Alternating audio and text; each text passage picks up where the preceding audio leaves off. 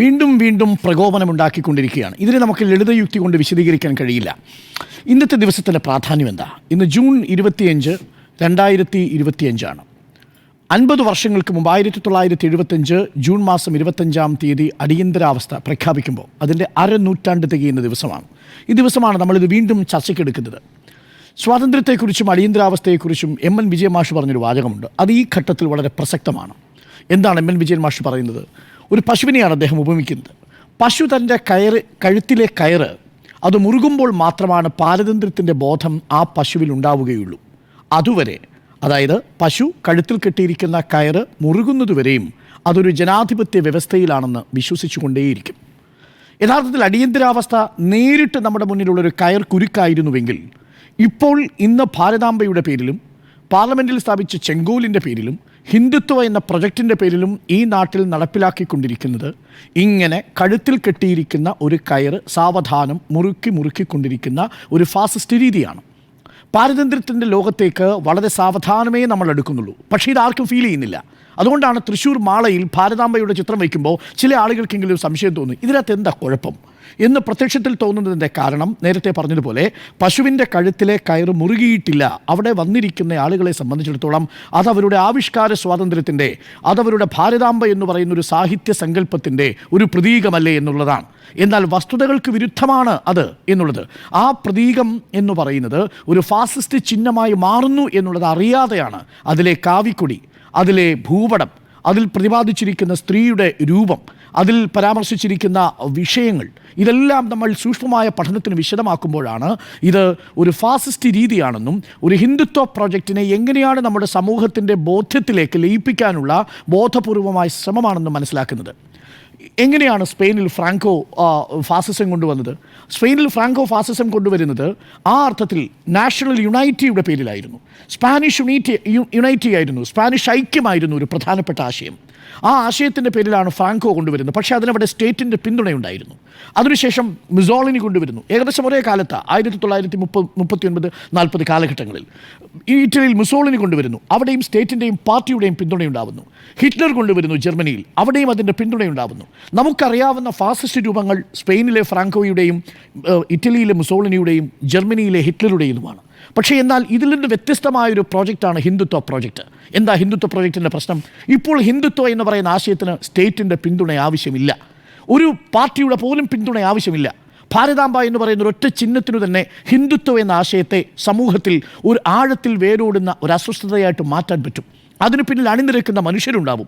ഹിന്ദുത്വ ഇങ്ങനെ കത്തിച്ചു വെച്ച്, ഹിന്ദുത്വ എന്ന ചിത്രത്തിന് മുന്നിൽ തിരി കത്തിച്ചു വയ്ക്കാൻ ക്യൂ നിൽക്കുന്ന മനുഷ്യരെ സ്റ്റേറ്റിൻ്റെ പിന്തുണയില്ലാതെ, പാർട്ടിയുടെ പിന്തുണയില്ലാതെ സ്വയം സൃഷ്ടിക്കാൻ കഴിയുന്നൊരു വ്യവസ്ഥയിലേക്ക് മാറിക്കഴിഞ്ഞിട്ടുണ്ട്.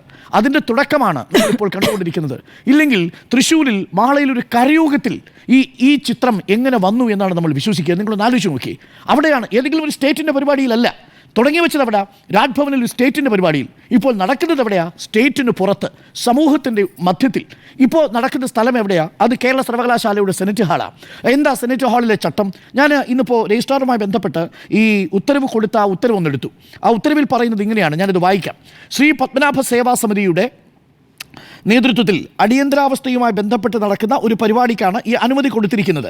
ആ അനുമതിയിൽ പറയുന്നത് ഇങ്ങനെയാണ്: ശ്രീ പത്മനാഭ സേവാ സമിതിയുടെ ആഭിമുഖ്യത്തിൽ ദേശീയ അടിയന്തരാവസ്ഥയുടെ 50-ാം വാർഷികത്തോടനുബന്ധിച്ച് സെമിനാർ നടത്തുന്നതിന് 2025 ജൂൺ 25 ബുധനാഴ്ച വൈകുന്നേരം 5 മണി മുതൽ കേരള സർവകലാശാല സെനറ്റ് ഹാൾ അനുവദിച്ചു നൽകണമെന്ന് സൂചന പ്രകാരം അപേക്ഷിച്ചിരുന്നു.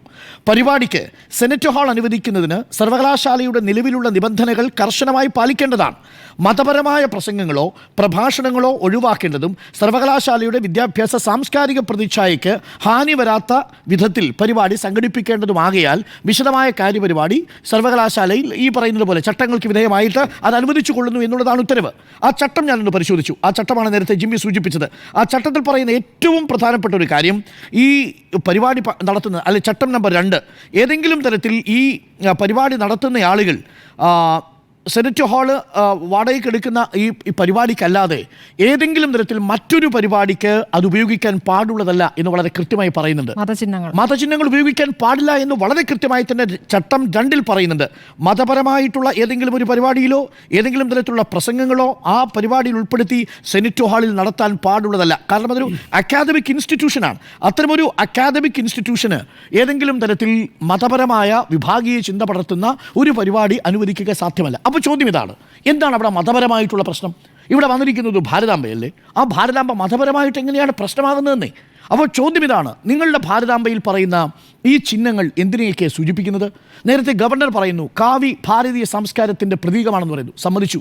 കഷായ വസ്ത്രധാരികളായ മനുഷ്യർ പണ്ട് തീവണ്ടിയിൽ സഞ്ചരിക്കുന്ന കാഷായ വസ്ത്രധാരം അതാണ്. അതിപ്പോൾ കഷായമായി. ആ അവസ്ഥയിൽ അത് കാണുന്ന മനുഷ്യരെ ആ അവസ്ഥയിലേക്ക് മാറുന്നുണ്ട്. അങ്ങനെ തന്നെയാണ് കാവി കഷായം ധരിച്ചു വരുന്ന മനുഷ്യർ ഇപ്പൊ കാണുമ്പോൾ കേക്കൂ ഇതാണ് ഞാൻ പറഞ്ഞത്. ഫാസിസം എങ്ങനെ പ്രവർത്തിക്കുന്നു എന്നുള്ളത് ഇപ്പൊ പ്രേക്ഷകർക്ക് മനസ്സിലായല്ലോ. അത് പ്രവർത്തിക്കുന്നതിന്റെ രൂപങ്ങളാണ് ഈ പറയുന്നത്. അപ്പോ ആ കാഷായ വസ്ത്രധാരിയായിട്ട് നിൽക്കുന്നവരെ കാണുമ്പോൾ സമൂഹം ബഹുമാനിക്കുന്ന ആദരിക്കുന്ന ഒരു കാലമുണ്ട്, ഇപ്പോഴുമുണ്ട്. അങ്ങനെ ബഹുമാനം ആദരിക്കുന്ന മനുഷ്യരുണ്ട്. പക്ഷേ അതിനെ രാഷ്ട്രീയത്തിന്റെ ചിഹ്നമായി ഉപയോഗിച്ച് തുടങ്ങുമ്പോഴാണ് അപകടമാവുന്നത്. ഇവിടെയാണ് ഭാരതാംബയുടെ കയ്യിൽ കൊടി പിടിച്ചിരിക്കുന്നത്. ആ ഭാരതാംബയുടെ കയ്യിൽ കൊടി പിടിച്ചിരിക്കുന്നത് എന്തിൻ്റെ പ്രതീകമാണെന്നാണ് നിങ്ങൾ പറയുന്നത്? ഏത് ഘട്ടത്തിലാണ് നമ്മൾ ഈ പറയുന്ന കാവിക്കൊടി ഇന്ത്യ ഭാരതാംബയെ കണ്ടു തുടങ്ങുന്നത്? അത് ഏത് ആശയത്തെയാണ് അത് പ്രതിനിധാനം ചെയ്യുന്നത്? അത് കൈപിടിച്ചിരിക്കുന്ന സ്ത്രീ ആരാണ്? മനസ്സിലാവുന്നില്ല. ആ സ്ത്രീ ഏതാണ്? ആ സ്ത്രീ നിൽക്കുന്ന പശ്ചാത്തലം ഏതാണ്? ഇത് യഥാർത്ഥത്തിൽ ഭാരതാംബയാണോ? അങ്ങനെയാണെങ്കിൽ അഫ്ഗാനിസ്ഥാൻ അമ്മയല്ലേ? അങ്ങനെയാണെങ്കിൽ അപ്പുറത്ത് മ്യാൻമാർ അമ്മയുണ്ട്, ബർമ അമ്മയുണ്ട്, പാകിസ്ഥാൻ അമ്മയുണ്ട്. അപ്പോൾ ഇതെല്ലാം കൂടി ചേരുന്നതാണോ ഭാരതാംബ? ഇത്തരം ചോദ്യങ്ങൾക്ക് ഉത്തരം കിട്ടാതെ നിങ്ങൾ സർവകലാശാലയുടെ ഒരു പരിസരത്ത് കൊണ്ടുപോയി ഇങ്ങനൊരു ചിത്രം പ്രതിഷ്ഠിക്കുക, ആ ചിത്രം പ്രതിഷ്ഠിച്ചിട്ട് അതിന് പൂജ ചെയ്യുക, ഇതൊന്നും അത്ര ലളിതയുക്തിയിലല്ല വിശദീകരിക്കുക. ഇതിൻ്റെ പ്രശ്നം എന്താണെന്ന് വെച്ച് കഴിഞ്ഞാൽ ഇതൊരു പണ്ടൊക്കെ നേരിട്ട് പടക്ക കച്ചവടമായിരുന്നു. ഇപ്പോൾ പടക്ക കച്ചവടം നടത്തി ബോംബിട്ട് പോകുന്നതായിരുന്നു ഫാസിസമെങ്കിൽ ഇപ്പോൾ അങ്ങനെ വേണ്ട. ഇപ്പോൾ സമൂഹം തന്നെ ഒരു ബോംബായിട്ട് മാറിക്കഴിഞ്ഞിട്ടുണ്ട്. ഇപ്പോൾ തിരികൊളുത്തി വിട്ടാൽ മതി, പൊട്ടുന്നത് സമൂഹമാണ്. ആ അവസ്ഥയിലേക്ക് കാര്യങ്ങളെത്തി. ഇപ്പോൾ ഭാരതാംബയെക്കുറിച്ച് ഗവർണർ സംസാരിക്കുക വേണ്ട, അത് ഏറ്റെടുക്കാൻ പത്മനാഭ സേവാ സമിതിക്കാർ വരും, അത് ഏറ്റെടുക്കാൻ ആര് വരും? NSSലെ ചില ആളുകൾ വരും, അത് ഏറ്റെടുക്കാൻ SNDPയിലെയോ മറ്റേതെങ്കിലും ചില ആളുകൾ വരും, സമൂഹത്തിലെ പല പല തുറകളിൽ നിന്നുള്ള മനുഷ്യർ വരും. ഇവർക്കൊന്നും ആ സമുദായത്തിൻ്റെ പൂർണ്ണ പിന്തുണയില്ല. NSSൻ്റെ പിന്തുണയോടുകൂടിയല്ലോ മാളയിൽ അത് സ്ഥാപിക്കാൻ വന്നത്, ഒടുവിൽ ഇറക്കി വിടേണ്ടി വരുന്ന സാഹചര്യം ഉണ്ടായത്. പക്ഷേ ഇവിടുത്തെ ഏറ്റവും പ്രധാനപ്പെട്ട കാര്യം, നമ്മളൊക്കെ വളരെ പരമപവിത്രമായി കരുതുന്ന ഒരു ആശയമല്ലേ അത്? ആ സാഹിത്യ സങ്കല്പമല്ലേ അത്? ആ ആശയത്തെ ഇത്ര കോമാളിത്തരം നിറഞ്ഞ രീതിയിൽ രാഷ്ട്രീയമായ അവസരത്തിനു വേണ്ടി, രാഷ്ട്രീയമായ ഒരു മുതലെടുപ്പിന് വേണ്ടി ഒരു ഗവർണർ തന്നെ ഉപയോഗിക്കുന്നു എന്നുള്ളത് അത്യന്തം നിരാശാജനകമാണ് എന്നുള്ളതാണ് എനിക്ക് ഈ ഘട്ടത്തിൽ പറയാനുള്ളത്. അതിന് ഇന്നത്തെ വിദ്യാർത്ഥികൾ ഈ ഘട്ടത്തിൽ പ്രതികരിച്ചില്ലെങ്കിൽ അവർക്ക് ആ അർത്ഥത്തിൽ രാഷ്ട്രബോധമോ നീതിബോധമോ ഇല്ലാത്തവരായിട്ട് ചരിത്രം അവരെ മുദ്രകുത്തുമായിരുന്നു. അതും അടിയന്തരാവസ്ഥയുടെ അരനൂറ്റാണ്ട് പിന്നിടുന്ന ഈ വേളയിൽ ആ വിദ്യാർത്ഥികൾ കാണിച്ച ജാഗ്രത, നമ്മുടെ അടിയന്തര ജനാധിപത്യം ഏതു നിമിഷവും കനത്ത ജാഗ്രതയുടെ കൂടെ നിന്നില്ലെങ്കിൽ അത് വഴുതിപ്പോകുമെന്നും ഈ പശുവിനെ കെട്ടിയിട്ടിരിക്കുന്ന കയറുപോലെ എന്നും കുരുക്കുമെന്നുമുള്ളതിൻ്റെ ഓർമ്മപ്പെടുത്തൽ കൂടിയാണ്. അവിടെ വിദ്യാർത്ഥികൾ നടത്തിയ ആ പ്രതിഷേധം ആ അർത്ഥത്തിൽ വളരെ വിലപ്പെട്ടതുമാണ്, അത് അനിവാര്യമായിരുന്നു എന്ന് തന്നെയാണ് ഞാൻ മനസ്സിലാക്കുന്നത്. ഈ സർവകലാശാലയുടെ ചാൻസലർ കൂടിയാണ് ഈ ഗവർണർ ഈ ഘട്ടത്തിലും എന്നത് ഓർമ്മിക്കണം. ആ ഗവർണർ ഒരു കാരണവശാലും അങ്ങനൊരു പരിപാടിയിൽ പങ്കെടുക്കാൻ പാടില്ലായിരുന്നു എന്നതാണ് എൻ്റെ ടേക്ക്.